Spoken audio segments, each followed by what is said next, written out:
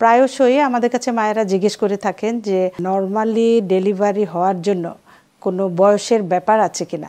সেই মায়েদের উদ্দেশ্যেই আমি বলছি যে নর্মাল পদ্ধতিতে ডেলিভারির জন্য বয়সের ব্যাপার কিন্তু কিছু কিছু ক্ষেত্রে অনেক ইম্পর্ট্যান্ট। যেমন অনেক সময় দেখা যায় যে আমাদের কাছে একটা মেয়ে এসেছে যার হয়তো বয়স 13-14 বছর বা সে প্রেগনেন্ট।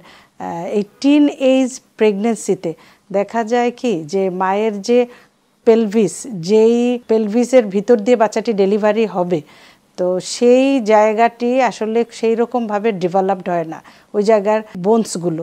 তো সেই ক্ষেত্রে দেখা যায় যে এই বয়সী মায়েদের ডেলিভারির সময় প্রলং লেবার বা বিলম্বিত প্রসব, অবস্ট্রাক্টেড লেবার এগুলো হতে পারে।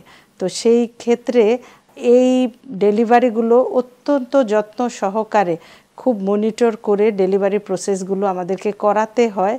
ম্যাক্সিমাম ক্ষেত্রেই দেখা যায় যে অনেক সময় সমস্যা নাও হতে পারে বা সমস্যা হতে পারে। তো যেগুলো যদি একেবারেই অ্যাটেন্ডেন্ট ডেলিভারি হয় বা ইনস্টিটিউশনাল ডেলিভারি হয়, ভালো ডাক্তারের কাছে তিনি যদি থাকেন, তাহলে সেই ক্ষেত্রে হয়তো সমস্যা হয় না। এরপরে আমরা বলি যে 18 থেকে পরবর্তী বয়সী মায়েরা, বিশেষ করে 35-এর আগ পর্যন্ত, এই বয়সগুলোতে কিন্তু ডেলিভারি নর্মাল যে পদ্ধতিতে ডেলিভারি হওয়া সেটা হওয়া সম্ভব। তবে এই ক্ষেত্রে বয়স ছাড়াও আরও অনেক কারণ আছে। অনেক সময় দেখা যায় যে মায়ের উচ্চতা সেটা হয়তো কম আছে, মায়ের হয়তো বিভিন্ন ধরনের মেডিকেল ডিজিজ আছে, বাচ্চা হয়তো উল্টোভাবে আছে বা আড়াআড়িভাবে আছে, এরকম বিভিন্ন ফ্যাক্টর আছে যেই কারণে হয়তো ডেলিভারি আমরা নর্মাল পদ্ধতিতে না করে সিজারিয়ান সেকশনের মাধ্যমে করাচ্ছি। তবে বয়স কিছু কিছু ক্ষেত্রে হয়তো একটা বড় ফ্যাক্টর। আবার 35-এর উপরে বা 40-এর উপরে যদি মা হয়, সেক্ষেত্রে হয় কি এর আগে হয়তো তার ডেলিভারি হয়েছে, তো পেলভিসের স্ট্রাকচারটা কিছুটা হলেও এই সময় চেঞ্জ হয়।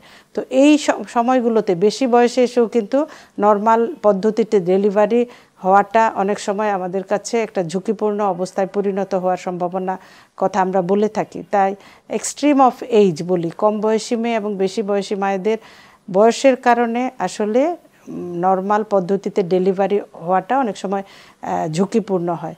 তবে সব সময় যে এটা ঠিক থাকবে তা কিন্তু নয়। বিশেষজ্ঞ ডাক্তার যদি সেটি ডেলিভারিটা করেন, সেটা অ্যাসেস করলে তার কোন পদ্ধতিতে ডেলিভারি হবে সেটা তিনি অ্যাসেস করে তাকে সেই মতামতটি দিবেন।